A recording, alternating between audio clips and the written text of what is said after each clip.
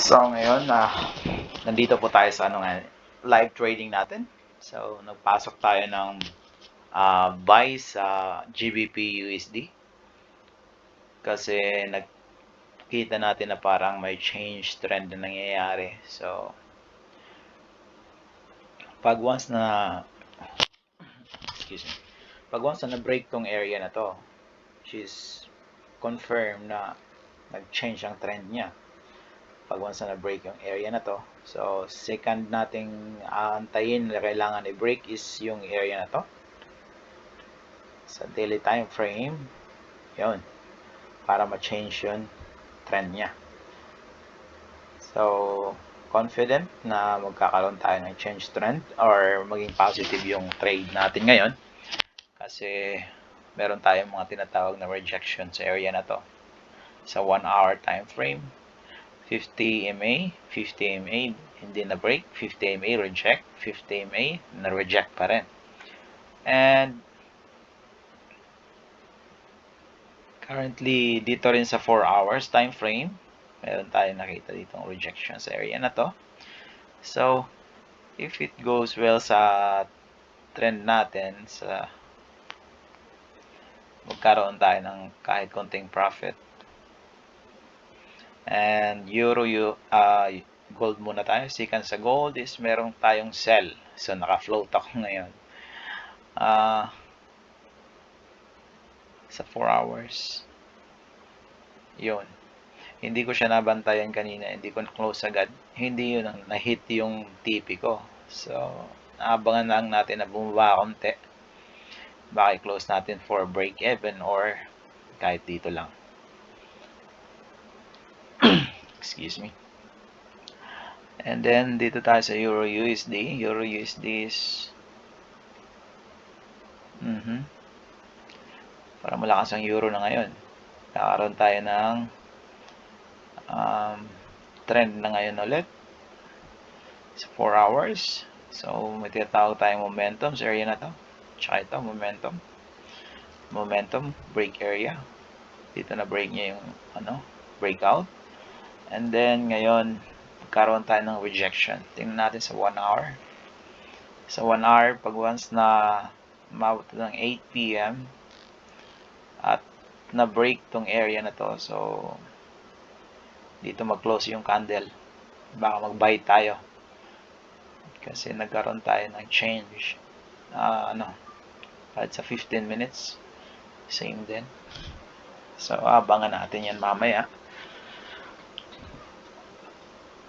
GBP CHF, nag-close na ako dito kanina, naka-profit tayo ng konti.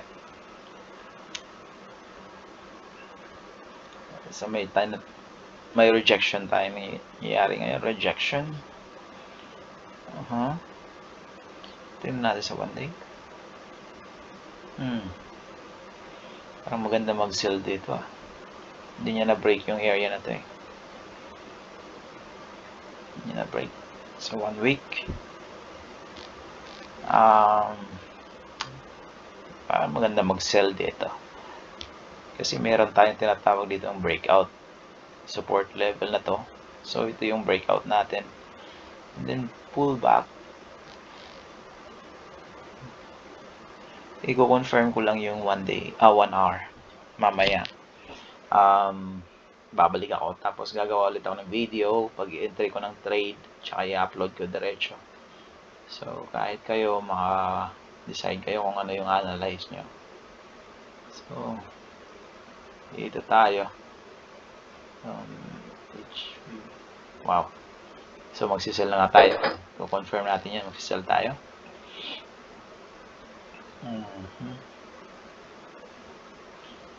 Okay. Nalagyan natin siya na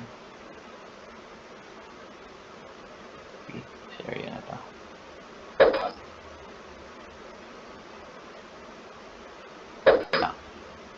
So 136 and 177. 117. Another one order.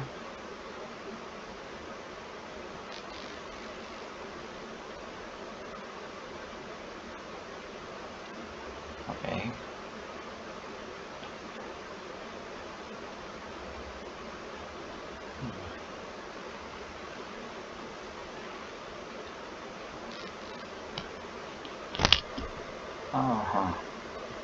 Stop loss natin is dito natin lagay sa 1.27225 at yung TP is lagay natin sa 1.26910.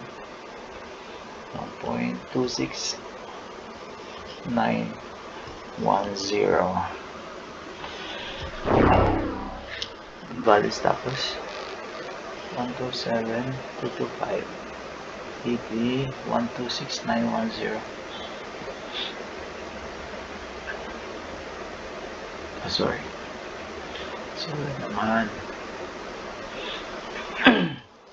426 430. Ito pala yung nakasell. Ayun, okay na. So titingnan natin siya bukas. Dapat ba-break tong area na to. So yung expected natin, yan.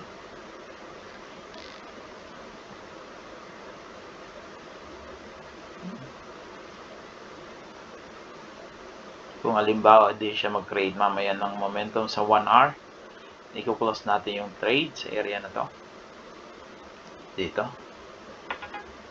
Pag once na hindi na tuloy yung momentum, i-close natin ang trade pag lumagpas sa blue na to. So tinatawag yan ng cut loss. Cut loss tayo. Konti lang naman yan, hindi yan malaki. So dito nakaano tayo,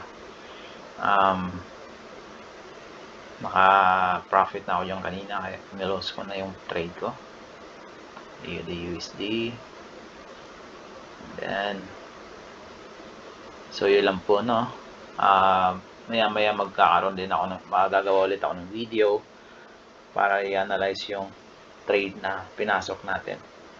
At saka bukas araw-araw kasi wala akong pasok. So, yun lang po. Have a nice day.